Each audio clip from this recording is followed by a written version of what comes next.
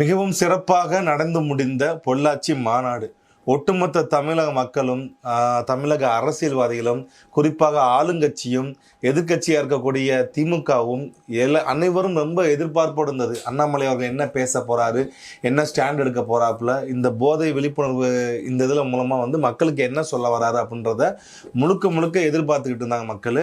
அதில் வழக்கம் போல் ஒரு போலீஸ்கார் பார்த்தீங்கன்னா ஒரு மீட்டிங் போட்டாருன்னா எப்படி போடுவாப்புல, ரொம்ப கட்டுக்கோப்போட. அது எனக்கு என்னமோ பெரிய ஆச்சரியமானு தெரியல. ஏன்னா அவர் ஆல்ரெடி ஒரு ஐபிஎஸ் ஆஃபீஸராக இருந்தவர். ஸோ அவருக்கு தெரியும் எப்படி க்ரௌடை கண்ட்ரோல் பண்ணுறது, எப்படி மக்களை டிசிப்ளினாக கொண்டு போகிறது. இது எல்லாமே அவருக்கு அத்துப்படியாக இருக்கக்கூடிய விஷயம்தான். அதுக்கேற்ற மாதிரி தான் இந்த மாநாடானது மிகவும் கண்ணியத்துடனும் ஒழுக்கத்துடனும், இந்த குத்து டான்ஸ் இல்லாமல், இந்த மேடையில் 4 கரகாட்டக்காரியில் விட்டு ஆட விடாமல், கூட்டத்தை பார்த்தீங்கன்னா எந்திரிச்சு போகாமல் இருக்கிறதுக்கு அந்த ஒவ்வொரு சேர்லையும் பார்த்தா ஸ்வீட் பாக்ஸை போட்டு வைக்கிறது, துண்டை போட்டு வைக்கிறது, இந்த இதெல்லாம் எதுவுமே பண்ணாமல் கம்ப்ளீட்டாக ஒரு டீசன்ட் பாலிடிக்ஸ், ஒரு அரசியல் எப்படி இருக்கணும், ஒரு நாகரிகத்தோடு எப்படி இருக்கணுன்றதை அந்த மாநாடானது பேசாமே பார்த்தீங்கன்னா பேசி காமிச்சது. ஏன் நல்லா கவனிச்சு பாருங்க, அண்ணாமலை அவர்கள் பேசி முடிச்சுட்டு கிளம்புற வரைக்கும் பார்த்தீங்கன்னா சேர்லேருந்து யாரும் வெளியே போகலை, சாப்பாடுக்கு போய் அடிச்சுக்கல. அதே மாதிரி பக்கத்தில் எங்கேயாவது உட்காந்து இவரோட டீஷர்ட் போட்டுட்டு குடிச்சிட்டு நிற்கலை. அவ்வளோ தூரம் ரொம்ப கட்டுக்கோப்பாக ஒரு படித்தவர் கையில் அரசியல் இருந்தால் அதை எப்படி கொண்டு போவார்ன்றதுக்கு ஆகச்சிறந்த உதாரணமாக தான் இந்த மாநாடு இருந்துச்சு. அது மட்டும் இல்லாமல் இது ரொம்ப நம்ம பார்க்கக்கூடிய விஷயம் என்னன்னா, படித்த இளைஞர்கள், பெண்கள், குறிப்பாக படித்த பெண்கள், நீங்கள் அந்த மாநாடுக்கு வந்த பெண்கள்கிட்ட பேட்டி எடுக்கிறாங்க. அவங்களுடைய பேச்சு, அவங்களுடைய அரசியல் தெளிவு, சமூகத்தின் மீதான அக்கறை, இது எல்லாமே ரொம்ப தெளிவான பேச்சு இருக்குது. எங்கள் அண்ணன் அப்படி இப்படின்ட்டு அந்த மாதிரி ஒரு கவர்ச்சி இல்லாமல் ஒரு நல்ல ஒரு அறிவு கூர்மையோட முன்னோக்கி செல்வன்ற மாதிரி தான் இந்த மாநாடு அமைஞ்சிருந்துச்சு. அது மட்டும் இல்லாமல் அண்ணாமலை அவர்கள் மேடைக்கு வரக்கு முன்னாடியே ஆர்ப்பாட்டமும் ஆர்ப்பரிப்பும், ஏதோ மிகப்பெரிய தாகத்தில் இருந்து அந்த தாகத்துக்கு கிடைச்ச பார்த்தீங்கன்னா ஒரு நீர் போல் அண்ணாமலை அவர்களை இந்த இடத்த பார்க்குறாங்க. ஸோ காவல்துறைகளும் பார்த்தீங்கன்னா ரொம்ப அவர் கட்டுக்கோப்பாக கொண்டுறாங்க. அதில் ஒரு காவலருக்கு சட்டையே கிழிஞ்சிருது, சட்டை கிழிஞ்சு பெருமூச்சு வராப்புல. ஆனால் அப்போ கூட அவர் சந்தோஷப்பட்டு போகிறாப்புல. பிகாஸ் அவருக்கு என்ன மனசுக்கு, என்னோட பார்வை என்னன்னா, அவர் மனசுக்குள்ள நம்மால் ஒருத்தர் வராப்புலப்பா, அதாவது போலீஸ்காரர் ஒருத்தர் அரசியலுக்கு வராப்புல. ஏன்னா இந்தியாவில் ரொம்ப கம்மி ஒரு போலீஸ்காரராக இருந்து ஒரு அரசியலில் ஒரு மிகப்பெரிய உச்சந்தொட்ட பதவிக்கு இது வரைக்கும் யாரும் வந்தது கிடையாது. இன்கேஸ் நாளைக்கு அண்ணாமலை அவர்கள் முதலமைச்சராக ஃபஸ்ட்டு ஒரு ஐபிஎஸ் ஆஃபீஸர் ஒரு முதலமைச்சராக இது முதல் டைமாக இருக்கும். ஸோ அவருக்கு ஒரு மனசுக்குள்ளே 1008 எதிர்பார்ப்பு இருந்திருக்கலாம். அதில் அவர் சிரிச்சுட்டாப்புல. ஒரு சட்டை பட்டன் கிழிஞ்சா, ஒரு சட்டை கிழிஞ்சாலும் பட்டன் அந்து போனால் கூட போலீஸ்க்கு அவ்வளோக்கோ ஒரு யூனிஃபார்ம் மேலே அவ்வளோ இது இருக்கும். அதெல்லாம் தாண்டி அந்த இடத்துல பார்த்தீங்கன்னா அவர் ஈஸியாக கடந்து போகிறாப்புல.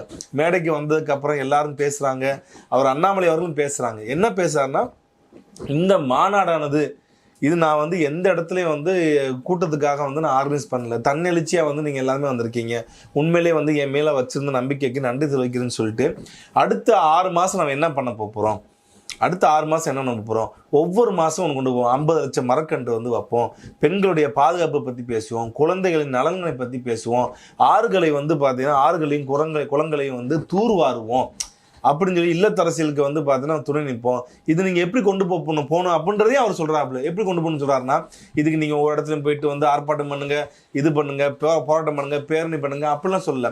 பஸ்ஸில் போகிறீங்களா, பக்கத்தில் இருக்கிறவங்கள்ட்ட பேசுங்க, அதை பற்றி. ட்ரெயினில் போகிறீங்களா, பக்கத்தில் இருக்கிறவங்கள்ட்ட பற்றி பேசுங்க. ஒரு டிக்கெட்டில் உட்காருங்களா, அங்கே இருக்கவங்கள்ட்ட பேசுங்க. ஃப்ளைட்டில் போகிறீங்களா, அவங்க பக்கத்தில் இருக்கிட்ட பேசுங்க அப்படின்னு சொல்லி ரொம்ப ரொம்ப ரொம்ப ரொம்ப யதார்த்த அரசியல். அதாவது கடைக்கோடி மக்கள்கிட்டையும் எப்படி அந்த தகவலை கொண்டு போய் சேர்க்கறது, நீங்கள் ஃபேஸ்புக்கில் போடுங்க, ட்விட்டரில் போட்டு வீட்டில் ஜாலியாக தூங்க அப்படிலாம் சொல்லலை. நீங்கள் எங்கெங்கெல்லாம் ஒரு நாளைக்கு எப்படி நீங்கள் வீட்டிலேருந்து கிளம்புனீங்கன்னா ஆஃபீஸ் போவீங்க, அதுக்கப்புறம் டீ கடைக்கு போவீங்க, ஹோட்டலில் சாப்பிட போவீங்க, திருப்பி பார்த்தீங்கன்னா ஆஃபீஸ்லேருந்து கிளம்பி பஸ்ஸில் வருவீங்க, இல்லைனா ஒரு பைக்கில் வருவீங்க. சில இடத்துல சிக்னல் பார்த்தா 4-5 நிமிஷம் நிற்கும், அந்த இடத்துல பேசுங்க அப்படின்னு ரொம்ப ரொம்ப யதார்த்தமானது. கடைக்கோடி அந்த மெசேஜை என்னோட மெசேஜை கடைசி மக்கள்கிட்ட, கடைக்கோடில் இருக்க தொண்டர்கிட்டையும் கொண்டு போய் சேருங்க, பொதுமக்கள்கிட்டையும் சேருங்கன்றதை அந்த பிளான் பார்த்தீங்கன்னா வகுத்து கொடுக்குறாப்புல. அதே மாதிரி நம்ம வெறும் 38 நாளில் 19 லட்சம் பேர் நம்ம சேர்ந்துட்டோம். அதில் 17% பெண்கள் சேர்ந்துருக்காங்க. இது பத்தாது, 50% பார்த்தீங்கன்னா நம்மளுடைய அந்த இயக்கத்தில் இருக்காங்கன்னா அதில் 50% பேர் பெண்கள் இருக்கணும், சரிபாதியாக வந்து அவங்க இருக்கணும், அவங்க நிறைய பேர் வரணும் அப்படின்னு மாதிரி சொல்கிறாங்க. ஏற்கனவே வந்து இந்த பிஜேபியில் அவர் தலைவராக இருக்கிறப்பே வந்து பெண்கள் மீதான பாதுகாப்பு என்பது வந்து அவர் காலகட்டத்தில் வந்து நல்லாவே இருந்துச்சுன்னு தான் வந்து அந்த கட்சியை சேர்ந்தவங்க வந்து அன்றைக்கி சொல்லியிருந்தாங்க. அதன் பின்பு முன்னாடி இருந்தவங்களும் பின்னாடி இருந்தவங்க மேலேயும் வந்து பாலியல் புகார்கள் வந்து அதிகமாக இருந்துச்சு. ஆனால் இது வரைக்கும் எந்த ஒரு பாலியல் புகார்லையும் சிக்காத ஒரு தலைவராக இருந்தவர் வந்து அண்ணாமலை அவர்கள் மட்டும்தான். ஸோ அதனால இந்த பெண்களுடைய கூட்டம் வந்து அந்த இடத்துல நல்லாவே பார்க்க முடிஞ்சுச்சு.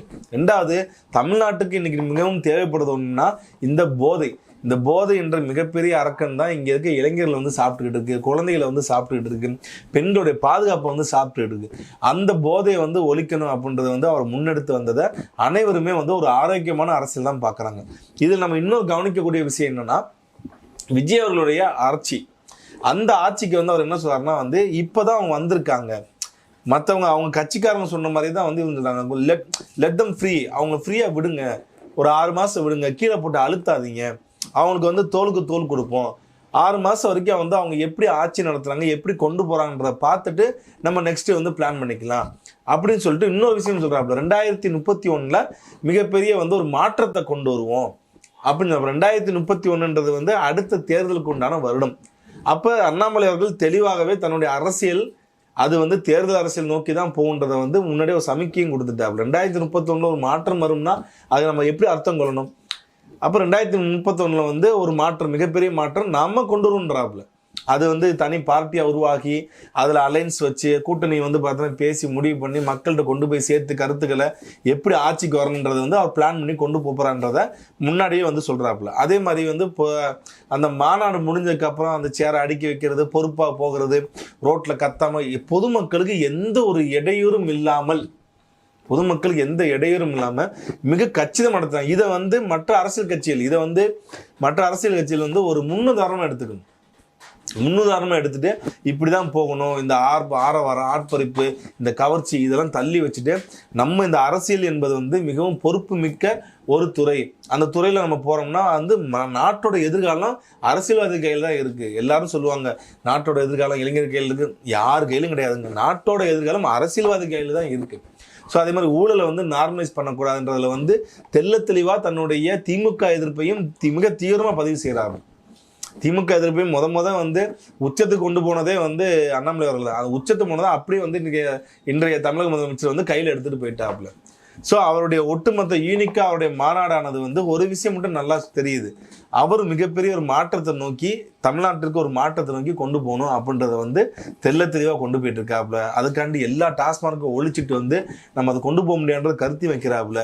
அதுக்கு வந்து கல்லை வந்து மாற்றாக கொண்டு வந்து நினைக்கிறாங்க. இங்கே இருக்க தமிழ் தேசியவாதிகளும் தமிழர்கள் நலன் சார்ந்தவர்களும் வந்து பார்த்தீங்கன்னா கல்லை கொண்டு வாங்கன்னு சொல்கிறாங்க. விவசாயிகளும் அதான் எதிர்பார்க்குறாங்க. ஸோ ஒட்டுமொத்தமாக இந்த யூனிக்காக இந்த அண்ணாமலை அவர்களுடைய மாநாடை வந்து எப்படி பார்க்குறோம்னா மாற்றத்தை நோக்கி தமிழகம். நன்றி, வணக்கம்.